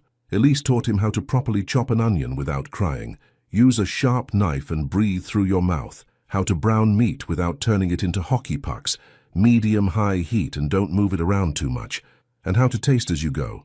Salt and pepper are your friends, but start with less than you think you need. He was terrible at it. He cut the onions too big, burned the garlic, and somehow managed to splash tomato sauce on his shirt, the counter, and the floor. But he was also completely focused in a way Elise had never seen him outside of business meetings, asking questions and taking mental notes and refusing to give up even when the meatballs came out looking more like abstract art than food. This is harder than running a board meeting, he muttered, trying to flip a meatball that immediately fell apart.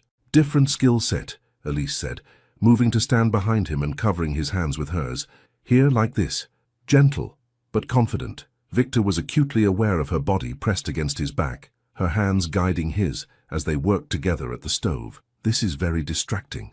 What is? You, touching me while I'm trying to concentrate on not burning our lunch. Elise smiled against his shoulder. You'd better get used to it. This is what domestic life looks like. Domestic life, Victor repeated, testing the words. I like the sound of that.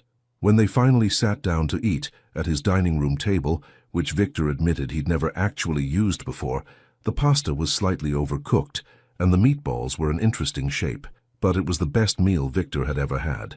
This is good, he said, genuinely surprised. It's really not, Elise laughed. The pasta's mushy and the sauce is too acidic, and I think you put twice as much oregano as the recipe called for. But we made it together. We made it together, she agreed. Victor set down his fork and looked at her across the table, hair pulled back in a messy bun, wearing his shirt with the sleeves rolled up, sauce on her chin and happiness in her eyes. I love you, he said suddenly. I love you too, even if you're a disaster in the kitchen. I'll get better. I know you will. Elise reached across the table to take his hand. We both will, at all of this. After lunch, they ended up on his couch with coffee and the Sunday crossword puzzle, Elise curled against his side while he read clues aloud. It was domestic and ordinary, and absolutely perfect. 7 letters, Victor read. Clue is what lovers share when words aren't enough, Elise thought for a moment. Silence. That fits, Victor wrote in the answer, then set the puzzle aside. Is that what this is? Silence when words aren't enough. Sometimes. Elise tilted her head up to look at him. Sometimes it's grocery shopping and burnt pancakes, and learning that the man you love doesn't know how to work his own dishwasher. In my defense, it has a lot of buttons. It has 3 buttons, Victor. That's 3 more than I'm used to. They spent the rest of the afternoon talking about everything and nothing. Victor told her about the recurring dream he'd been having, where he was late for a meeting but couldn't find his shoes. Elise told him about the novel she'd been writing for 3 years, but was too scared to let anyone read. As the sun set over the city, painting the sky in shades of pink and gold, Victor realized that this lazy Sunday of domesticity and laughter and ordinary intimacy was what happiness felt like. Elise? Thank you. For what? For teaching me that the best part of having everything is having someone to share it with. Elise shifted in his arms, pressing a soft kiss to his jaw. Thank you for letting me teach you. And as the city lights began to twinkle below them, Victor understood that love wasn't just passion and desire, it was also burnt pancakes and grocery lists, and learning to build a life together, one ordinary perfect moment at a time. The most beautiful moments in love happen when you stop protecting your heart and start sharing it completely. 3 weeks later, Elise stood in front of her bathroom mirror at 6 a.m., staring at her reflection and trying to calm the butterflies in her stomach. Today was the day Victor was meeting Mrs. Patterson, her elderly neighbor and closest friend, and somehow that felt more nerve-wracking than introducing him to her father. "You're being ridiculous," she told her reflection. "Here's just coffee and gossip, with a 78-year-old woman who thinks every man under 50 is too young to be serious about anything." But Mrs. Patterson wasn't just any neighbor. She was the woman who'd brought Elise soup when she had the flu, who'd watched old movies with her every Friday night for 2 years, who'd held her while she cried after her father's stroke. Mrs. Patterson's approval mattered in ways that society galas never could. A soft knock on her apartment door interrupted her spiraling anxiety. Elise opened it to find Victor, holding a bouquet of sunflowers and looking almost as nervous as she felt. "Are those for Mrs. Patterson?" she asked, touched by the gesture. "I researched her favorite flowers," Victor admitted, stepping into her small apartment.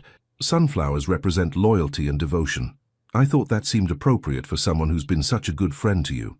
Elise felt her heart melt a little more. "You researched her favorite flowers?" "I may have also researched her favorite books, her opinions on current politics, and the fact that she volunteers at the animal shelter every Tuesday." Victor set the flowers down gently.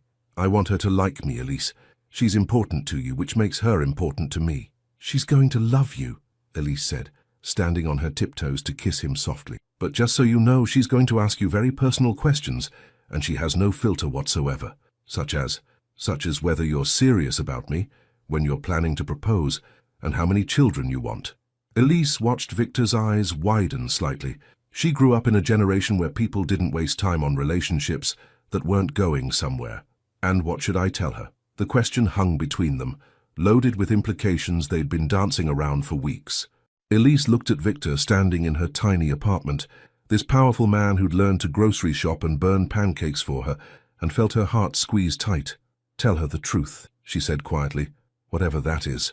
20 minutes later, they were knocking on the door of apartment 3B. Mrs. Patterson opened it almost immediately, as if she'd been waiting by the window, which she probably had. "Elise, dear." Mrs. Patterson was a small woman with silver hair, bright blue eyes, and the kind of no-nonsense demeanor that came from surviving 78 years of life with grace and humor. She wore a floral house dress and pearls because, as she'd once told Elise, you never know who might stop by and first impressions matter. "Mrs. P, this is Victor," Elise said, feeling like she was introducing her boyfriend to her grandmother. "Victor, this is Mrs. Patricia Patterson, the woman who's kept me fed and entertained for the past 2 years. Victor stepped forward and offered the sunflowers with a slight bow that was formal enough to show respect, but not so formal as to seem mocking. "Mrs. Patterson, it's an honor to meet you. Elise talks about you constantly." Mrs. Patterson accepted the flowers with a pleased smile, but her sharp eyes were studying Victor with the intensity of a detective examining evidence. "Well, aren't you handsome? And polite. Come in, both of you. I've made coffee cake and I want to hear everything." Mrs. Patterson's apartment was the opposite of Victor's sterile penthouse, every surface covered with photographs, books, and the accumulated treasures of a life well lived. The coffee table was set with her best china and a coffee cake that smelled like cinnamon and home. "Sit, sit," Mrs. Patterson commanded, settling herself in her favorite armchair with the air of a queen holding court. "Victor, tell me about yourself, and don't give me any of that corporate nonsense. I want to know about you as a person." Victor, who'd faced down hostile board meetings and international negotiations without breaking a sweat, suddenly looked like a teenager meeting his girlfriend's parents for the first time. "Well," he began carefully, "I run a company here in the city, but more importantly, I'm completely in love with your friend, Elise." Mrs. Patterson's eyebrows rose approvingly. "Direct. I like that. How long have you been in love with her?" "About 4 years and 3 weeks, Victor said without hesitation. "I just didn't realize it until recently." "And what took you so long to realize it?" Victor glanced at Elise, who was watching this interrogation with barely concealed amusement. "I thought love was supposed to be unmanageable, something you could control and schedule and fit neatly into your life. Elise taught me that real love doesn't work that way." "How does it work?" "It turns your entire world upside down and makes you grateful for the chaos." Mrs. Patterson sat back in her chair, studying him with new interest. "That's a very mature answer for a man who looks like he's spent most of his life avoiding chaos." "I have," Victor admitted, "but Elise makes chaos feel like coming home." "And what are your intentions toward our girl?" Victor didn't hesitate. "I intend to love her for the rest of my life, if she'll let me." The simple sincerity of his answer seemed to satisfy Mrs. Patterson. because she smiled and poured coffee with the air of someone who'd just made an important decision. "Good answer," she said briskly. "Now, Elise tells me you've never watched Casablanca. This is a travesty that must be corrected immediately." 2 hours later, they were sitting on Mrs. Patterson's ancient sofa, watching Humphrey Bogart and Ingrid Bergman fall in love in black and white. Mrs. Patterson provided running commentary. Men today could learn something from how Bogart treats a lady, while Elise curled against Victor's side, her head on his shoulder. "Play it again, Sam," Bogart said on screen, and Mrs. Patterson sighed dramatically. "Most romantic line in cinema history," she declared. "I thought it was 'Here's looking at you, kid,'" Victor said. "That's the most famous line. There's a difference." Mrs. Patterson turned to look at him seriously. "Romance isn't about grand gestures and expensive gifts, young man. It's about seeing someone completely, their flaws and fears and imperfections, and choosing to love them anyway." Victor looked down at Elise, who was trying not to cry at the movie's ending, and felt something shift in his chest.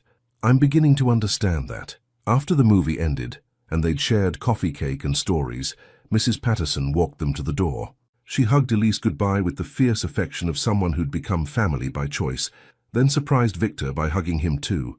"Take care of our girl," she whispered in his ear. "Always," Victor promised. As they walked back to Elise's apartment, she was unusually quiet. "Penny, for your thoughts," Victor said, taking her hand. "She likes you," Elise said softly.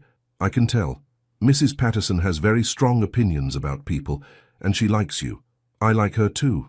She reminds me of what family should feel like." Elise stopped walking and turned to face him. "Victor, when Mrs. Patterson asked about your intentions—" "Yes? Did you mean what you said? About loving me for the rest of your life?" Victor cupped her face in his hands, his thumbs tracing gentle circles on her cheekbones. "I meant every word. I know it's fast. I know it's crazy. I know we haven't been together very long, but—" "I love you too," Elise interrupted, "for the rest of my life. However long or short or complicated or beautiful that might be." Victor kissed her then, soft and deep and full of promises that tasted like forever. When they finally broke apart, they were both breathing hard. "Come upstairs," Elise whispered. "Elise, come upstairs," she repeated, her voice stronger now. "I want to show you what love looks like when it's completely unguarded." Victor's eyes darkened with understanding and desire, and something deeper than both. "Are you sure?" "I've never been more sure of anything in my life." They climbed the stairs to her apartment in silence, hands linked, hearts racing. Once inside, Elise turned to face him, suddenly shy but absolutely certain. "I've never felt this way before," she admitted. "Not with anyone." "Neither have I," Victor said, moving closer until they were chest to chest. "You're the first woman I've ever truly wanted to give my heart to." "Then give it to me," Elise whispered, reaching up to unbutton his shirt with trembling fingers. "All of it, no holding back." Victor caught her hands, stilling them against his chest where she could feel his heart hammering. "Elise, if we do this, there's no going back for me. You'll have all of me forever." "Good," she said, rising up on her toes to kiss him, "because you already have all of me." What happened next was tender and passionate and absolutely perfect. Two people who'd found their match in each other, finally letting down every guard and sharing everything they had. It was Victor whispering her name like a prayer, and Elise showing him what it felt like to be completely accepted. It was laughter and tears and the kind of vulnerability that only comes when you trust someone with your whole heart. Afterward, they lay tangled together in her small bed. Victor's arms wrapped around Elise as she traced lazy patterns on his chest. "I have something to tell you," Elise said quietly. "What's that?" "I've been thinking about your penthouse." Victor tensed slightly. "What about it?" "It's beautiful and expensive and completely soulless," Elise said matter-of-factly. "And I think you should sell it." Victor was quiet for so long that Elise wondered if she'd overstepped. When he finally spoke, his voice was thoughtful. "Where would I live?" "Here," Elise said simply. "With me. In my tiny apartment with the leaky faucet and the neighbors who play music too loud and the radiator that sounds like it's dying. You want me to move in with you? I want us to build a life together, a real life in a real place, where we cook dinner and argue about whose turn it is to do dishes and create memories in every room." Elise shifted to look at him directly. "I want home to be wherever we are together."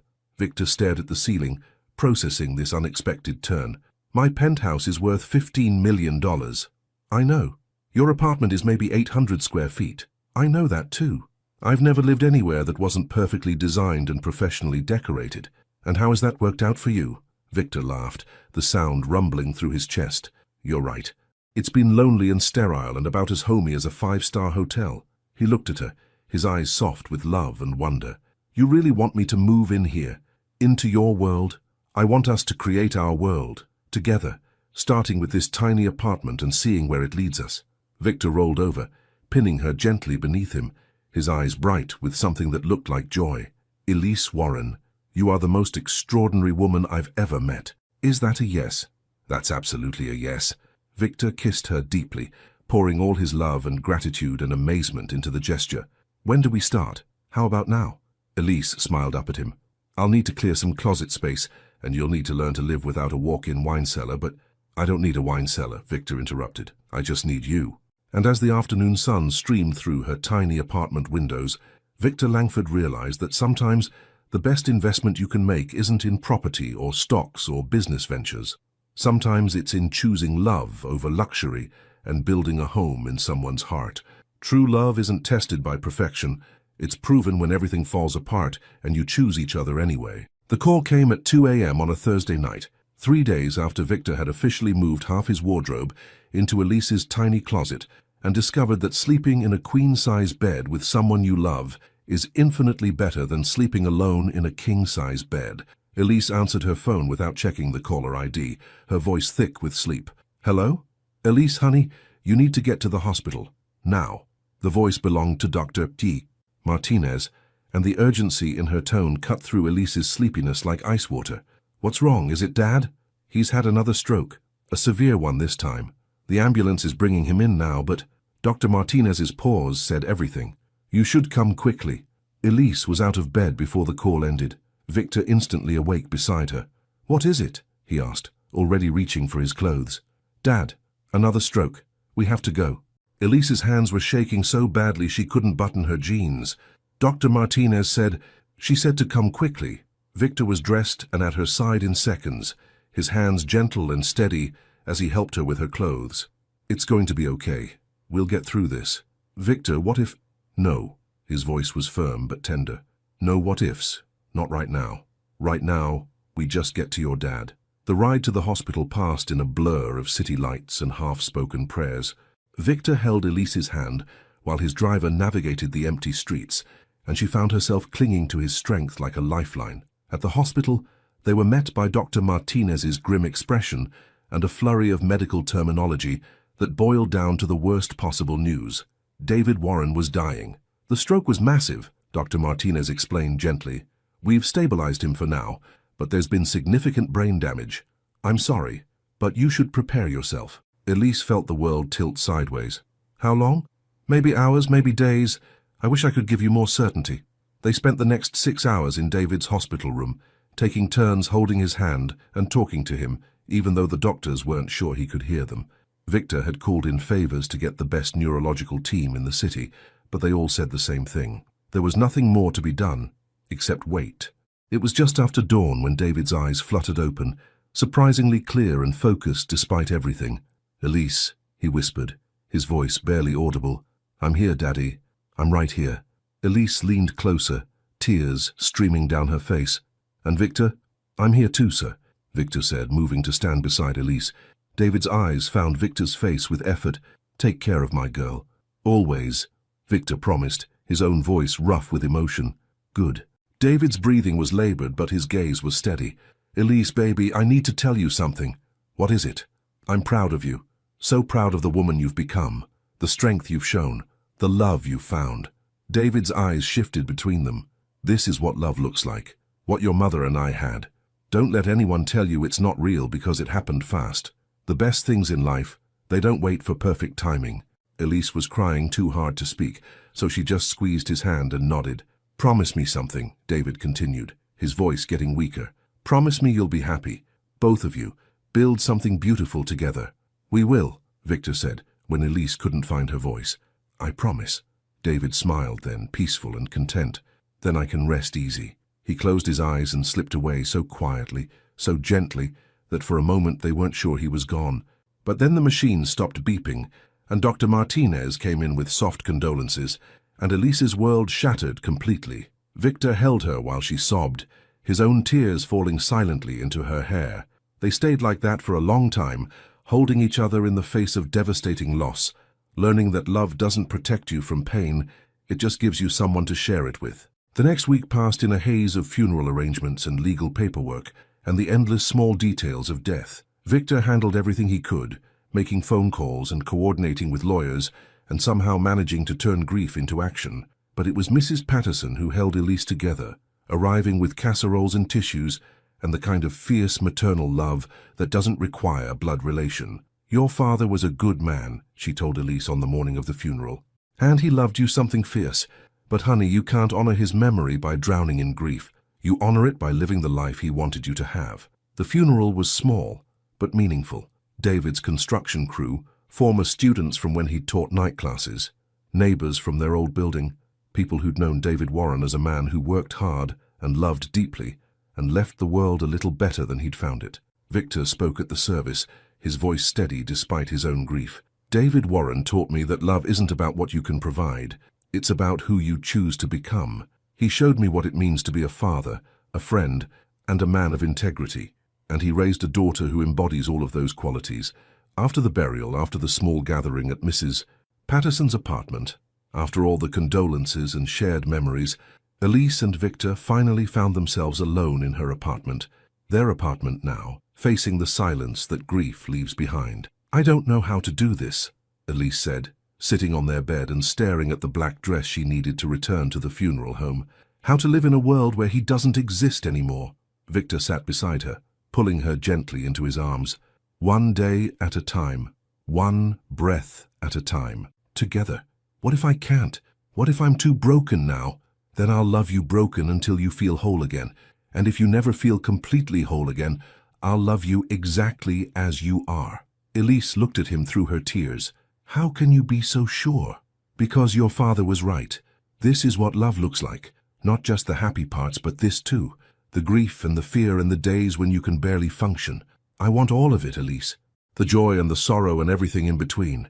They held each other in the gathering darkness, and Elise realized that Victor was right. Love wasn't just flowers and romantic dinners and perfectly choreographed moments. Love was also showing up in hospital rooms at 2 a.m. and holding someone while they fell apart and choosing each other even when the world felt like it was ending. "There's something I need to tell you," Elise said quietly. "What?" "The life insurance money. From Dad. It's substantial. More than I expected." She pulled back to look at him.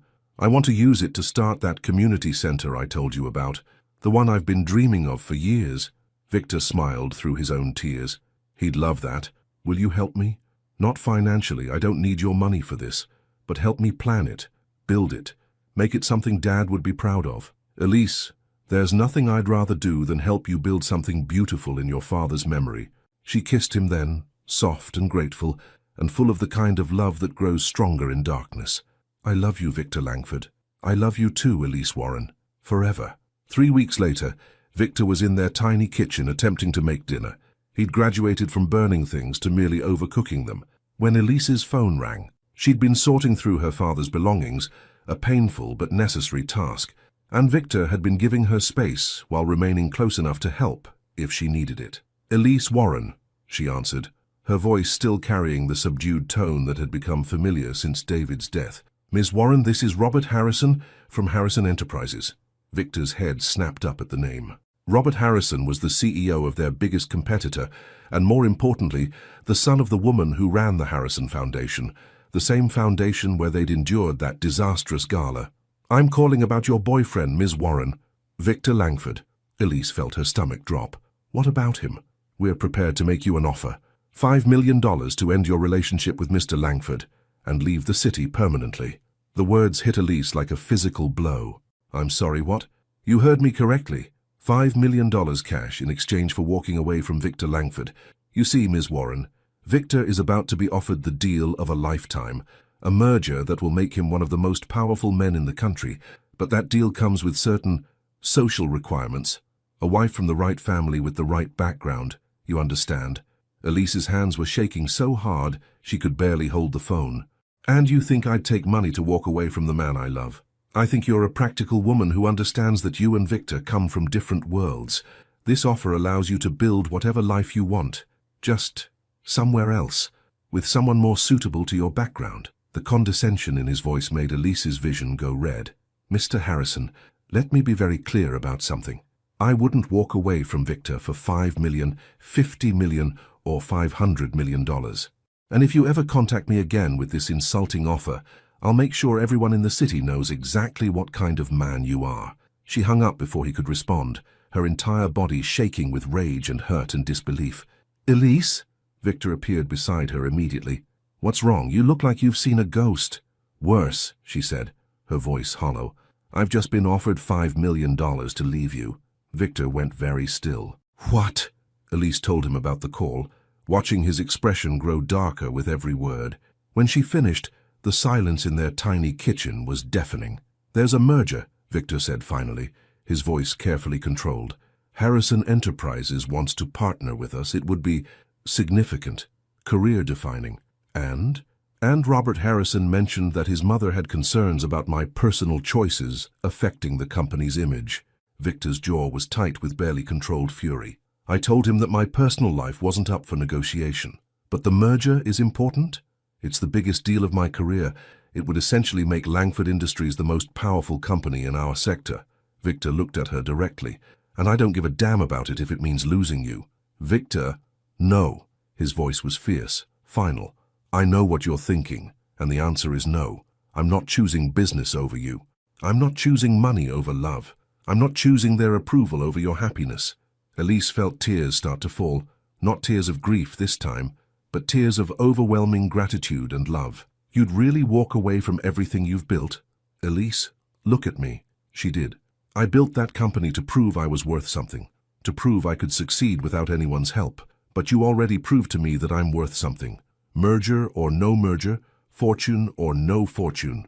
Victor took her hands in his. I spent 41 years accumulating things. Money, property, success, respect. And none of it made me happy. You make me happy. This life we're building together makes me happy. What if you regret it? The only thing I'd regret is letting you walk away. Victor pulled her closer. Elise, I love you more than I've ever loved anything in my life. More than money. More than success. More than approval from people whose opinions don't matter.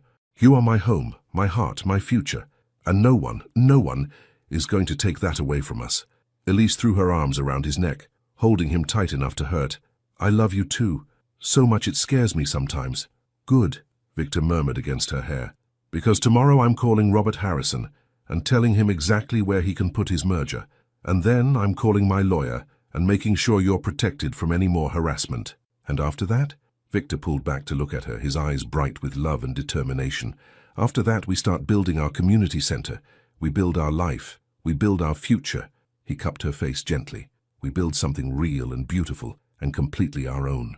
As they stood in their tiny kitchen, holding each other while dinner burned forgotten on the stove, Elise realized that her father had been right. The best things in life don't wait for perfect timing. They arrive exactly when you're brave enough to choose love over everything else. And sometimes the greatest victory isn't winning everything you thought you wanted. It's discovering that you already have everything you need. 6 months later, the David Warren Community Center stood on the corner of 5th and Main in Brooklyn, its red brick facade warm and welcoming under the autumn sun. Through the large windows, children could be seen playing while their parents attended job training classes, elderly residents chatting over coffee, and teenagers working on homework at tables that had been donated by local businesses. Elise stood in the center director's office, her office now, reviewing applications for their new scholarship program when familiar arms wrapped around her waist from behind. How's my favorite community leader? Victor murmured against her ear, pressing a soft kiss to her neck. Your only community leader, Elise laughed, leaning back against his chest. And I'm good. Great, actually. We just got approval for the after-school tutoring program. Dad would be proud, Victor said softly. Elise turned in his arms, still amazed by how naturally he'd stepped into David's role. Not as a replacement, but as someone who understood that love means carrying forward what matters most. He would be, she agreed, straightening Victor's tie, a habit that had become as natural as breathing, especially since you're teaching the financial literacy classes. Who would have thought that a former CEO could explain budgeting to teenagers? Someone who learned that the best investments aren't always measured in dollars. Victor smiled. the kind of smile that still made Elise's heart skip after all these months. Speaking of investments, he reached into his jacket pocket and pulled out a small velvet box. Elise's breath caught. "Victor, I know we said we'd take things one day at a time," he said, dropping to one knee right there in her office, surrounded by after-school program flyers and community garden proposals. "But I've realized something, Elise. Every day I choose you. Every morning I wake up and choose you. Every night I fall asleep grateful that you chose me back." He opened the box to reveal a simple, elegant ring. Not the massive diamond she might have expected from a billionaire, but something beautiful and meaningful and completely perfect. "This was my grandmother's ring," Victor said, his voice soft with emotion. "The only person in my family who understood what real love looked like. She told me once that the right ring finds its way to the right woman when the time is right." Tears were streaming down Elise's face. "Victor, Elise Warren, you taught me that home isn't a place, it's a person. You showed me that love isn't something you earn through achievement. It's something you give and receive freely. You made me believe that I'm worth loving just as I am." His voice broke slightly. "Will you marry me?" "Yes," Elise whispered, then louder. "Yes, of course, yes." Victor slipped the ring onto her finger with shaking hands, then stood to kiss her deeply, while somewhere in the distance, children played and life went on, and love won another small victory in a world that desperately needed more of them. When they finally broke apart, both laughing and crying, Elise looked down at the ring on her finger. Simple, elegant, real. "It's perfect," she said. "So are you," Victor replied. "So are we." Through the window they could see Mrs. Patterson leading her senior citizen book club, James and Sarah dropping off their daughter for art class, and dozens of community members using the space that had been built from love and loss, and the belief that everyone deserves a place to belong. "Dad would have loved this," Elise said softly, watching an elderly man teach a young boy how to play chess. "He would have loved seeing you this happy," Victor corrected. He would have loved knowing that his daughter found someone who sees her the way he did, as extraordinary, exactly as she is. As the afternoon sun slanted through the windows of the David Warren Community Center, Elise and Victor stood together, planning their future and honoring their past, proving that sometimes the greatest legacy isn't what you leave behind, it's what you build together. She still came back to this neighborhood every day, but now it was filled with the laughter of children, the dreams of families, and the quiet satisfaction of work that mattered. And Victor had learned that the most successful business deal of his life wasn't a merger or acquisition. It was choosing love over everything else and discovering that when you invest your heart wisely, the returns are immeasurable. Final message. Love doesn't wait for perfect timing. It arrives when you're brave enough to choose connection over protection, vulnerability over control, and partnership over power. Elise proved that dignity is the most attractive quality anyone can possess. Victor learned that true success isn't measured by what you accumulate, but by who you choose to become. Together they discovered that the most beautiful love stories aren't about finding someone perfect. They're about finding someone who makes you want to be the best version of yourself. Their love reminds us that the right person doesn't complete you. They inspire you to complete yourself, then choose to share that wholeness with them. Because in the end, love isn't about fairy tale endings. It's about two people deciding every single day to build something beautiful together. Your participation means everything.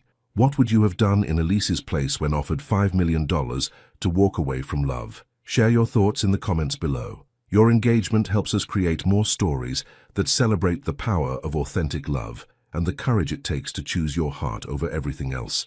Thank you for joining Elise and Victor on their journey. May their story inspire you to believe in love that's worth fighting for. Thank you so much for watching until the end.